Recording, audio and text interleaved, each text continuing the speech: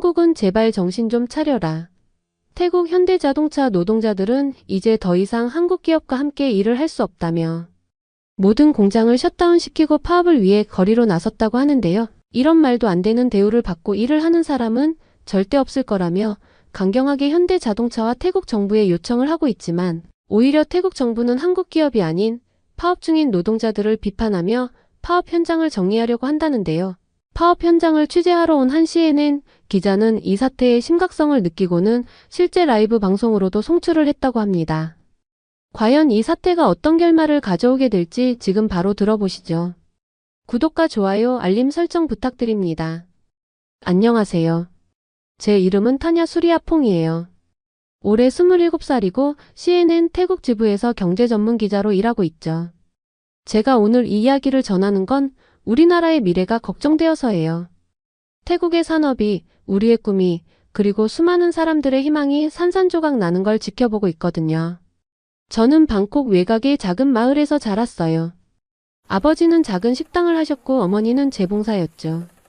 우리 가족은 가난했지만 부모님은 항상 제 교육만큼은 절대 포기하지 않으셨어요. 타냐, 넌 반드시 이 마을을 벗어나 큰 사람이 될 거야. 아버지는 항상 그렇게 말씀하셨죠. 중학교 때부터 저는 글쓰기에 재능이 있었어요. 학교 신문을 만들고 교내 장문대회에서 상을 받았죠. 선생님들은 제가 언론인이 되면 좋겠다고 하셨어요. 그때부터 저는 기자의 꿈을 꾸기 시작했죠. 특히 경제기사에 관심이 많았어요. 우리나라가 어떻게 하면 더 잘 살 수 있을지, 어떻게 하면 더 발전할 수 있을지 그런 생각을 하면서 자랐거든요. 고등학교에서는 장학생으로 공부했어요. 매일 새벽 4시에 일어나 신문 배달을 하면서도 성적만큼은 놓치지 않았죠. 그러다 기적처럼 옥스퍼드 대학교 장학생 선발에 합격했어요. 부모님이 얼마나 기뻐하셨는지. 어머니는 며칠 동안 울면서 절 안아주셨죠. 우리 딸이 해냈구나. 옥스퍼드에서 저는 저널리즘을 공부했어요. 특히 아시아 경제 발전에 대해 깊이 있게 연구했죠. 한국의 발전 사례는 저에게 큰 영감을 주었어요. 불과 60년 만에 최빈국에서 선진국이 된 나라, 세계 최고의 기술력을 자랑하는 삼성전자와 현대자동차를 보유한 나라. 저는 한국을 보면서 태국의 미래를 꿈꿨어요. 졸업 후 여러 글로벌 미디어 기업들의 제안이 있었지만 저는 고민 없이 태국으로 돌아왔어요. CNN 태국 지부에서 일하게 된 것은 정말 행운이었죠. 제가 첫 기사를 쓴 날 책상 위에는 어머니가 보내주신 난꽃 한 송이가 놓여 있었어요. 우리 딸 이제 시작이야. 그리고 정말 제 인생을 바꾸는 뉴스가 들어왔어요. 현대자동차가 태국 동부경제회랑에 1조 5천억 원 규모의 투자를 한다는 소식이었죠. 단순한 생산 공장이 아니었어요. 5,000명의 태국 청년들을 위한 기술 교육 프로그램까지 포함된 꿈의 프로젝트였거든요. 저는 즉시 특별 취재팀을 꾸렸어요. 한국의 자동차 산업을 공부하고 현대자동차의 글로벌 전략을 분석했죠. 한국 울산 공장도 직접 방문했어요. 거기서 본 것들은 정말 놀라웠어요. 최첨단 자동화 시스템, 체계적인 품질 관리, 그리고 무엇보다 노사가 상생하는 기업 문화. 이런 게 우리나라에 온다는 게 믿기지 않았죠. 특히 인상 깊었던 건 직원들의 복지시설이었어요. 구내식당은 마치 호텔 뷔페 같았고 직원들을 위한 체육관과 어린이집도 있었죠. 한 노동자는 저에게 이렇게 말했어요. 우리는 회사를 위해 일하는 게 아니라 우리의 미래를 위해 일합니다. 그 말을 듣고 저는 울컥했어요. 우리나라도 이렇게 될 수 있을까? 이런 꿈 같은 이야기가 태국에서도 현실이 될 수 있을까? 그래서 저는 더욱 열심히 취재했어요. 현대자동차의 투자가 가져올 긍정적인 변화들, 젊은이들의 일자리, 기술 이전, 산업 생태계 발전. 모든 것을 꼼꼼히 기사로 썼죠. 제 기사는 큰 반향을 일으켰어요. CNN 본사에서도 극찬을 받았고 태국 경제부 장관과의 단독 인터뷰도 성사됐죠. 장관은 이렇게 말했어요. 이번 투자는 태국의 새로운 도약을 위한 전환점이 될 것입니다. 부모님도 너무 자랑스러워 하셨어요. 아버지는 제가 쓴 기사를 식당 벽에 걸어두셨죠. 손님들이 올 때마다 이거 우리 딸이 쓴 거예요. 라고 자랑하셨대요. 어머니는 매일 밤 제 건강을 걱정하시면서도 전화할 때마다 내가 자랑스럽다고 말씀하셨어요. 그때는 모든 게 희망으로 가득했어요. 제 책상 위에는 매일 아침 새로운 투자 소식들이 쌓였고 태국의 미래는 그 어느 때보다 밝아 보였죠. 한국 기업들의 진출은 마치 동남아의 새로운 르네상스가 시작되는 것 같았어요. 하지만 누가 알았을까요? 그 찬란했던 꿈이 이렇게 무너질 줄은. 제가 그토록 열심히 써냈던 희망찬 기사들이 곧 절망적인 현실로 바뀌게 될 줄은. 지금도 제 컴퓨터 화면에는 그때 작성했던 기사들이 저장되어 있어요. 태국의 새로운 미래 한국 기업과 함께 열다. 그 제목을 볼 때마다 가슴이 먹먹해져요. 그리고 며칠 후 모든 것이 변하기 시작했죠. 제가 그날의 일을 잊을 수 있을까요? 평소처럼 아침 6시에 출근해서 모닝커피를 마시며 뉴스 모니터링을 하고 있었어요. 그때 속보가 들어왔죠. 현대자동차 태국 공장 전면 파업 돌입. 처음에는 제 눈을 의심했어요. 지난주까지만 해도 모든 것이 순조로웠는데 급하게 현장으로 달려갔죠. 공장 앞에 도착했을 때 저는 할 말을 잃었어요. 수백 명의 노동자들이 공장 정문 앞에서 시위를 하고 있었거든요. 임금 300% 인상하라. 휴가 3배 늘려라. 태국인 관리자를 늘려라. 그들이 외치는 구호를 들으며 저는 가슴이 덜컥 내려앉았어요. 더 충격적인 건 그들의 행동이었어요. 일부 노동자들이 공장 설비를 파손하고 한국인 관리자들을 사무실에 감금했다는 소식이 들려왔죠. 저는 즉시 생중계를 시작했어요. 현재 현대자동차 태국 공장 앞의 상황을 전해드리고 있습니다. 노조의 과격 시위로 인해 공장 가동이 전면 중단된 상태입니다. 그날 저녁 편집장님이 저를 긴급히 불렀어요. 타냐, 이번 사태를 깊이 있게 파고들어야 해. 단순한 노사 갈등이 아닌 것 같아. 저도 같은 생각이었어요. 이건 분명 누군가가 배후에서 조종하는 듯한 느낌이 들었거든요. 취재를 시작했어요. 노조 대표들을 만나고 일반 노동자들도 인터뷰했죠. 그들의 주장은 제가 보기엔 너무나 터무니없었어요. 현대자동차는 이미 태국 내 최고 수준의 임금을 지급하고 있었거든요.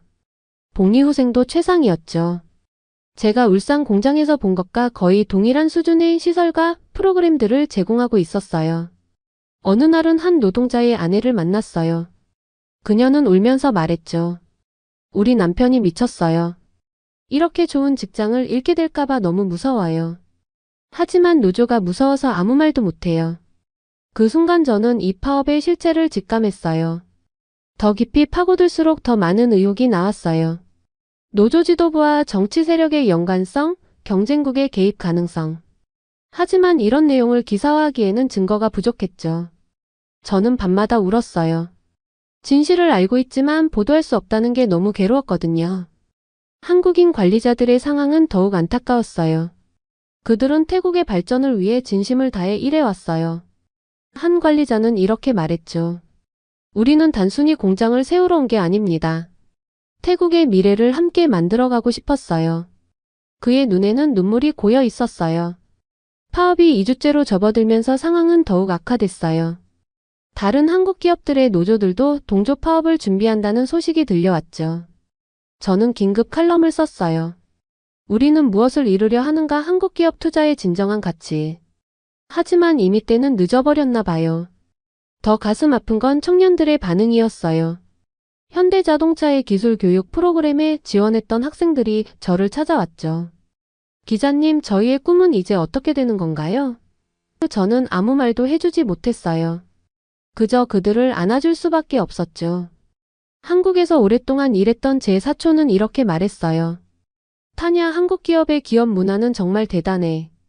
직원을 가족처럼 생각하고 함께 성장하려고 해. 우리가 이런 소중한 기회를 놓치면 어떡하지? 저도 같은 생각이었어요. 한국 기업들이 가져올 변화는 단순한 투자 이상의 것이었거든요. 밤마다 사무실에서 야근하면서 모니터링을 했어요. 매일매일 상황은 더 나빠졌죠. 노조의 요구사항은 점점 더 과도해졌고 태국 정부의 대응은 미온적이었어요. 저는 때로 창밖을 바라보며 생각했어요. 방콕의 밤하늘에 빛나는 저 한국 기업들의 간판들. 저 불빛들이 꺼지는 날이 올까? 어느 날 저녁 현대자동차의 한국인 임원님을 만났어요. 그분은 매우 지친 표정이었죠. 수리아풍 기자님, 우리는 정말 태국을 사랑했습니다. 이곳을 제2의 울산으로 만들고 싶었어요. 하지만 그분의 말끝이 흐려졌어요. 저는 그 순간 무언가가 돌이킬 수 없이 잘못되어 가고 있다는 걸 직감했죠. 제 기사 댓글란에는 매일 수백 개의 댓글이 달렸어요. 한국 기업들이 떠나면 우리 아이들의 미래는 어떻게 되나요? 우리는 왜 이렇게 어리석은 걸까요? 노조는 우리의 미래를 망치고 있어요. 부모님도 매우 걱정하셨어요. 아버지는 매일 밤 뉴스를 보시면서 한숨만 쉬셨죠. 타냐, 이러다가 태국이 정말 망하는 거 아니니? 어머니는 절 위로하셨어요. 넌 적어도 진실을 쓰려고 노력했잖아. 그리고 마침내 그 끔찍한 소식이 들려왔어요.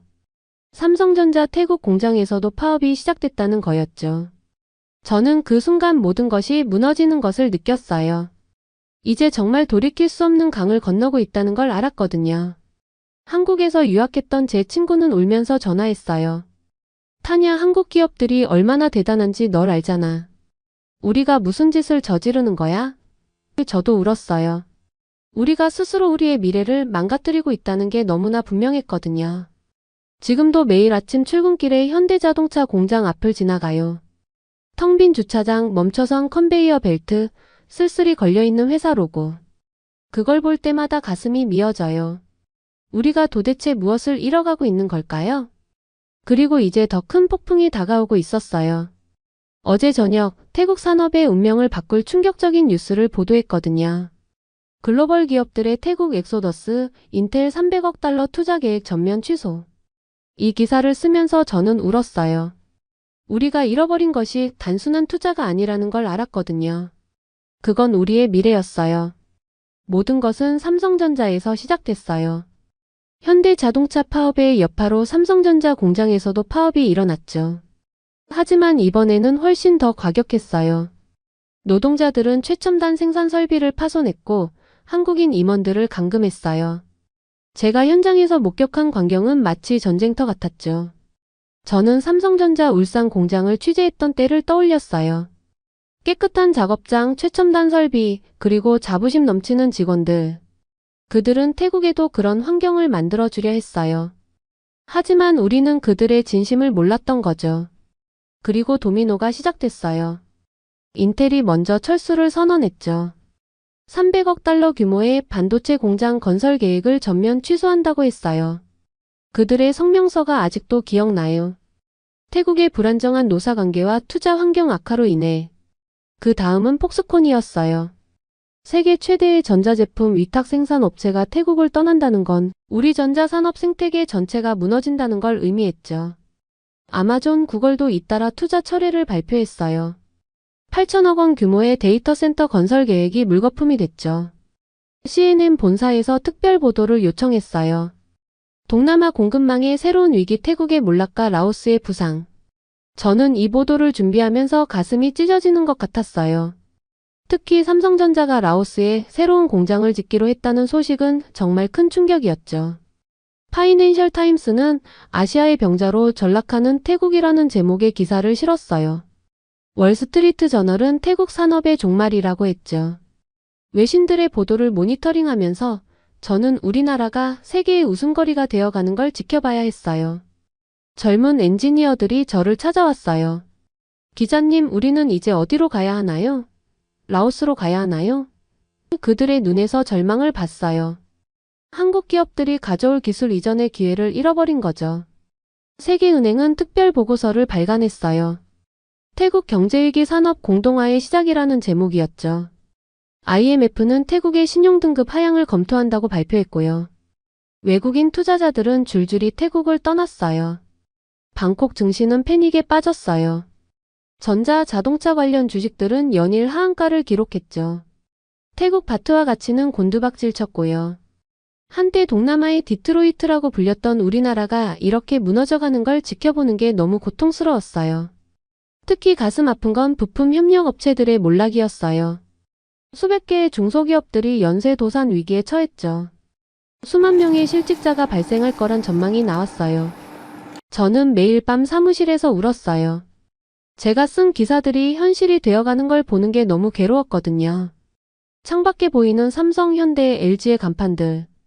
곧 저 불빛들이 하나둘 꺼질 거란 생각을 하니 눈물이 멈추지 않았어요. 그리고 더 큰 충격이 기다리고 있었죠. TSMC가 태국 투자를 재검토한다는 소식이 들려온 거예요. 120억 달러 규모의 반도체 공장 건설이 무산될 위기에 처한 거죠. 이제 정말 끝이구나. 그런 생각이 들었어요. 지금도 제 책상 위에는 태국의 산업 르네상스라고 쓴 제 기사가 놓여 있어요. 불과 몇 달 전까지만 해도 우린 새로운 도약을 꿈꿨는데 이제는 그저 흐릿해진 종이 한 장일 뿐이네요. 그리고 더 큰 재앙이 우리를 기다리고 있었어요. 제 인생에서 가장 힘든 취재가 시작됐어요. 제가 속한 CNN 태국 지부는 한국 기업 철수가 태국 경제에 미치는 영향을 심층 분석하는 특별 취재팀을 꾸렸거든요. 저는 팀장을 맡게 됐죠. 첫 취재진은 부모님과 비슷한 처지의 중소기업 사장님들이었어요. 삼성전자의 2차 협력사였던 한 회사를 방문했을 때가 특히 기억나요. 35년 동안 회사를 일궈오신 사장님이 저에게 보여주신 텅 빈 공장. 그곳에서 수백 명의 직원들이 일했다고 하시더라고요. 기자님, 우리 회사가 삼성 품질 인증을 받았을 때가 제 인생 최고의 순간이었어요. 직원들과 밤새워 준비했죠. 한국식 품질 관리를 배우면서 우리도 세계적인 기업이 될 수 있다고 믿었거든요. 사장님의 사무실 벽에는 삼성전자와 찍은 기념사진들이 가득했어요. 품질 인증서 우수협력업체 상패. 그런데 이제는 그저 추억이 되어버렸죠. 직원들 대부분을 내보내야 했다고 해요. 퇴직금도 제대로 못 줘서 너무 미안하다고 하시면서 우시더라고요. 그 다음으로 찾아간 곳은 현대자동차 기술교육원이었어요. 이제는 문을 닫은 이곳에서 5,000명의 태국 청년들이 교육받을 예정이었죠. 텅 빈 강의실, 미개봉채로 쌓여있는 첨단 장비들. 한 교육 담당자는 이렇게 말했어요. 우리는 단순히 기술만 가르치려고 한 게 아니에요. 한국의 근면성실한 정신, 품질에 대한 집착, 끊임없는 혁신 정신. 이런 것들을 전수하고 싶었죠. 그게 진정한 기술 이전이니까요. 특히 충격적이었던 건 협력업체 산업단지를 방문했을 때예요. 이곳은 300개 이상의 중소기업이 입주할 예정이었어요. 도로와 전기시설까지 다 갖춰진 상태였죠. 하지만 이제는 그저 버려진 땅이 되어버렸어요. 현장에서 만난 한 건설업체 사장님은 울면서 말씀하셨어요. 여기 들어올 업체들이 다 계약금을 걸어놨었어요. 2만 명 이상의 일자리가 생길 거라고 했죠. 그런데 이제 취재를 하면서 한국의 산업발전 역사도 깊이 공부했어요. 1960년대 한국은 우리보다도 가난했던 나라였잖아요. 하지만 불과 60년 만에 세계 최고의 기술 강국이 됐죠. 그 비결이 뭘까 고민하다가 울산 현대자동차 공장을 다시 찾았어요. 울산 공장에서 만난 한 노동자의 말이 아직도 잊히지 않아요. 우리는 회사와 함께 성장했어요. 회사가 잘 되면 우리도 잘 된다는 걸 믿었죠. 그래서 힘들어도 참았고 어려워도 함께 했어요. 그게 한국의 힘이에요. 삼성전자 수원사업장도 방문했어요. 거기서 본 건 세계 최고의 기술력만이 아니었어요. 노사가 신뢰하고 존중하는 문화, 품질에 대한 집착, 그리고 끊임없는 혁신 정신. 이런 게 바로 한국 기업의 진정한 가치였던 거죠. 특별 취재팀의 보고서는 CNN 본사에서도 큰 주목을 받았어요. 잃어버린 기회 태국 산업의 비극이라는 제목의 다큐멘터리도 제작하게 됐죠. 촬영 중에 만난 한 고등학생의 말이 특히 가슴 아팠어요. 저는 현대자동차 기술학교에 가는 게 꿈이었어요. 삼성전자에서 일하고 싶었고요. 그런데 이제 제 꿈은 어떻게 되는 거죠? 부모님 세대의 아픔도 컸어요. 한국 기업에서 일하던 분들은 대부분 50대였거든요. 이제 그분들은 재취업이 거의 불가능해요. 한 아버님은 이렇게 말씀하셨죠. 내 인생 최고의 직장이었어요.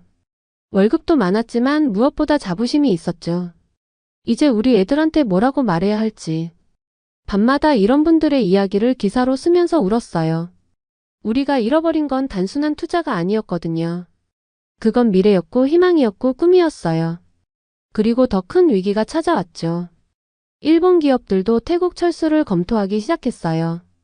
도요타, 소니, 파나소닉. 이름만 들어도 가슴 떨리는 기업들이 떠날 준비를 하고 있었죠. 제 책상 서랍에는 아직도 태국 한국 산업협력 2030 비전 보고서가 있어요. 제가 그토록 꿈꾸던 청사진이었는데 이제는 그저 쓸모없는 종이가 되어버렸네요. 매일 밤 사무실 창밖을 보며 생각해요. 우리가 조금만 더 현명했더라면, 한국 기업들의 진심을 조금만 더 이해했더라면 지금쯤 우리는 어떤 모습이었을까요? 그리고 마지막 재앙이 찾아왔어요. 어느 날 새벽 수완나품 국제공항에서 저의 마지막 특종이 시작됐어요. 태국인 근로자 수백 명 한국에서 긴급 추방. CNN의 속보가 전 세계로 타전되는 순간이었죠. 공항은 아수라장이었어요. 한국에서 추방된 태국인들, 그들을 맞이하러 온 가족들, 취재진들, 그리고 예상치 못한 손님들까지. 파업 중인 현대자동차와 삼성전자 노동자들이 대거 공항으로 몰려온 거예요. 우리를 한국 기업에서 일하게 해주세요. 파업하는 사람들 대신 우리가 일하겠습니다. 한국에서 추방된 사람들이 피켓을 들고 외치기 시작했어요. 처음엔 이해할 수 없었죠. 왜 추방된 사람들이 오히려 한국 기업에서 일하겠다고 하는 걸까요? 40대 여성 피아 씨를 만났어요. 그녀는 3년간 한국의 자동차 부품 공장에서 일했대요. 비록 불법 체류자였지만 한국 회사는 천국이었어요. 에어컨 나오는 작업장, 정시 퇴근, 휴게 시간 보장. 태국 공장에선 상상도 못할 일이죠. 무엇보다 인간답게 대우받았어요. 반대편에선 파업 노동자들이 분노하고 있었어요. 우리 일자리를 빼앗으려 하다니. 하지만 추방된 노동자들의 이야기는 계속됐죠. 당신들은 천국 같은 직장을 망치고 있어요. 한국 기업들이 얼마나 대단한지 모르시는군요. 공항 한편에서는 청년들이 울고 있었어요. 서울대를 졸업하고 돌아온 솜차이를 만났는데 그의 말이 아직도 잊히지 않네요. 한국이 어떻게 발전했는지 직접 봤어요. 우리도 할 수 있었는데 왜 이렇게 된 걸까요? 이제 저희 미래는 어디에 있나요? 취재를 하면서 더 많은 이야기들이 쏟아졌어요. 한국에서 반도체 공장에서 일했던 20대 청년은 이렇게 말했죠. 한국 기업에서 배운 기술이 있는데 이제 그걸 어디서 써먹어야 할지 모르겠어요. 라오스로 가야 하나요? 저녁이 되자 상황은 더욱 악화됐어요. 파업 노동자들과 추방 귀국자들 사이에 작은 충돌이 일어났거든요. 경찰이 투입됐고 CNN은 이 장면을 전 세계에 생중계했죠. 태국의 산업위기 이제는 사회적 분열로 번지다. 밤이 깊어갈수록 더 많은 사연이 쏟아졌어요. 35년간 삼성전자 협력사를 운영하다 문을 닫게 된 사장님, 현대자동차 기술학교 입학이 꿈이었다는 고등학생, 한국 유학 시절을 그리워하는 대학생들. 그들의 이야기를 들으며 저는 끊임없이 울었어요. 다음날 아침 더 큰 충격이 왔어요. 일본 도요타가 태국 공장 생산량을 50% 줄인다고 발표한 거예요. 이어서 소니, 파나소닉도 태국 철수를 검토한다는 소식이 들려왔죠. 동남아의 디트로이트라 불리던 우리나라가 이렇게 무너지는구나. 방콕 증시는 패닉이 왔어요. 외국인 투자자들이 대거 이탈하기 시작했고 태국 바트와 가치는 곤두박질 쳤죠. 우리나라의 신용등급이 추가 하락할 거란 전망도 나왔어요. 한국의 경제 전문가를 인터뷰했어요. 태국은 새로운 기회를 잃어버렸습니다. 한국 기업들은 단순한 공장이 아닌 미래를 함께 만들어갈 파트너를 찾았죠. 하지만 태국은 그들의 진정성을 몰랐어요. 밤늦게 부모님께 전화가 왔어요. 아버지는 한숨만 쉬셨죠. 타냐, 이제 우리나라는 어떻게 되는 걸까? 어머니는 울면서 말씀하셨어요. 내가 쓴 기사들 다 맞았구나. 우리가 진작 알아볼걸. 저는 지금도 매일 밤 그때의 기사들을 다시 읽어봐요. 태국의 새로운 미래 한국 기업과 함께 열다. 그때는 희망찬 제목이었는데 이제는 무거운 묘비명이 되어버렸네요. 창밖을 보면 아직도 삼성, 현대, LG의 간판이 빛나고 있어요. 하지만 그 불빛들이 하나둘 꺼져가는 걸 보면서 생각해요. 우리는 무엇을 잃어버린 걸까요? 단순한 투자? 아니요. 우리는 미래를 잃었어요. 희망을 잃었고 기회를 놓쳤죠. 제 책상 위에는 이제 마지막 기사의 원고가 놓여 있어요. 제목은 우리가 잃어버린 것들에 대하여. 이 기사를 쓰면서 계속 울었어요. 한국이 보여준 신뢰, 기술, 열정, 그리고 진심. 우리는 그 모든 것을 날려버렸으니까요. 태국의 하늘은 여전히 맑고 푸르지만 우리의 미래는 그 어느 때보다 어둡네요. 이제 우리에게 남은 건 후회와 교훈뿐이에요. 신뢰는 쌓는데 수년이 걸리지만 잃는 데는 단 며칠이면 충분하다는. 오늘도 저는 이 이야기를 전하며 생각해요. 우리가 조금만 더 현명했더라면, 한국 기업들의 진정성을 조금만 더 이해했더라면, 지금쯤 우리는 얼마나 다른 모습이었을까요? 이제 방콕의 밤하늘에는 별이 보이지 않네요. 마치 우리의 미래처럼요. 지금까지의 사연 어떻게 들으셨나요? 다음에 더 재밌는 사연으로 돌아올게요. 감사합니다.